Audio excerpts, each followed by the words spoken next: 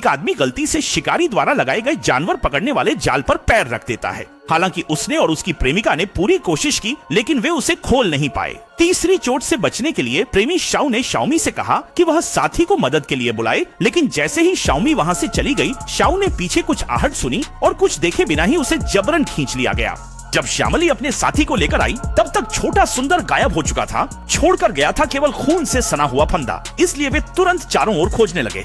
लेकिन तभी दा जुआंग और एयरन्यू में झगड़ा हो गया, क्योंकि दोनों को एयरमुई पसंद थी। यह देखकर एयरमुई तुरंत झगड़ा शांत करने के लिए आगे बढ़ी, लेकिन जैसे ही उसने सोचा, वह जाल में गिर गई और जाल हर तरफ से खतरे से भरा हुआ दिखाई दे रहा था, क्योंकि थोड़ी सी भी असावधानी से यहाँ जान जा सकती थी।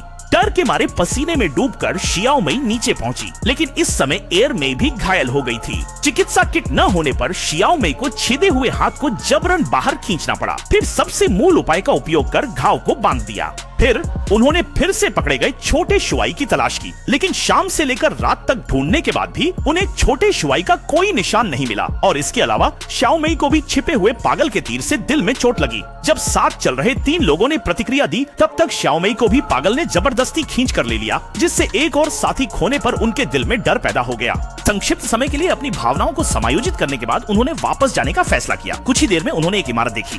अंदर जाने के बाद उन्होंने मर चुके छोटे शुआई को पाया। शव को सफेद कपड़े से ढकने के बाद एयरन्यू ने छोटे शुआई के शरीर पर बैग की तलाश शुरू की, क्योंकि उसमें मदद के लिए इस्तेमाल होने वाली जलने वाली छड़ें थीं। तभी एयरन्यू ने उस पागल का नाम अंडोंग देखा। फिर उसने तहखाने के कोने में छोटे शुआई का बैग भी ढूंढ निकाला। ऐसा कि सोच सकते थे, जैसे ही उन्होंने जाने का विचार किया, दो यू को प्रतिद्वंद्वी दा जुआंग ने धोखा दिया और उसे तहखाने में बंद कर दिया। हालांकि दो यू और दा ई भी बाहर नहीं निकल सके, क्योंकि उन्हें वापस आए विकृत ने रास्ता रोक लिया था। विकृत ने पहले एक लात से दा ई को गिराया, फिर एक लात से दो यू को गिरा दिया। फिर विकृत ने तेजी से पास आकर कुछ बार टक्कर मारी, जिससे दो यू चकरा गया।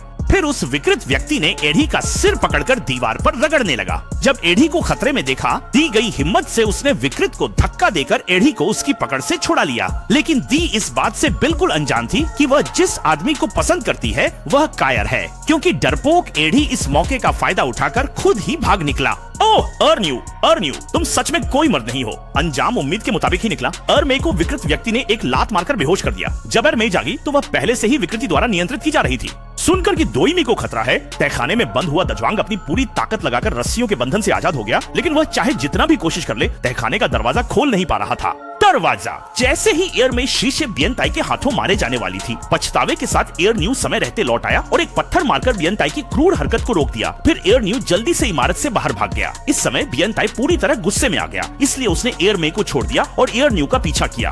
भ्रष्ट व्यक्ति को द्वार छोड़ने के बाद एयरमई एक पुल अप करके ऊंचाई पर चढ़ गई और फिर सफलतापूर्वक रस्सी की पकड़ से मुक्त हो गई। स्वतंत्रता पाने के बाद एयरमई ने जल्दी से दी शाशी में बंद दाजुआंग को रिहा कर दिया।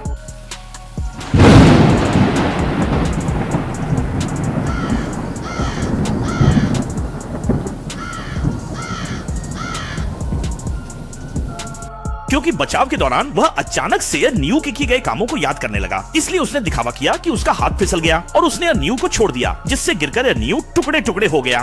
फिर दाजुआंग ने एयरमई को रोक दिया ताकि वह एयरन्यू की दुर्दशा न देख सके, लेकिन जैसे ही उसने सोचा कि आखिरकार वह खूबसूरत महिला को अपने पास पा सकता है, एक तीर निकलकर बड़े झोंके पिछली खोपड़ी में जा धंसा।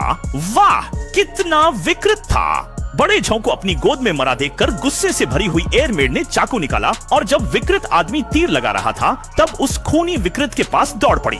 देखा, पहले एयरब्यू ने धनुष को लात मारी, फिर उसके हाथ पर एक खरोंच लगाई और जल्दी से जमीन पर गिरे पागल के करीब चली गई, एक बार में उसे खत्म करने के लिए। लेकिन सोच भी नहीं सकता था कि चाकू उससे छीन लिया जाएगा। ये देखकर एयरब्यू ने एक जोरदार टक्कर मारी, फिर पागल के गुप्तांगों को पकड़ लिया और मैंने तुरंत उनके टूटने की आवाज सुनी। बेरहमी, ये वास्तव में बहुत बेरहम था। इसके बाद द्वितीय मई ने उस समय का फायदा उठाकर जब विकृत एंटन कर रहा था, उठाई हुई छुरी से उसका गला रेत दिया।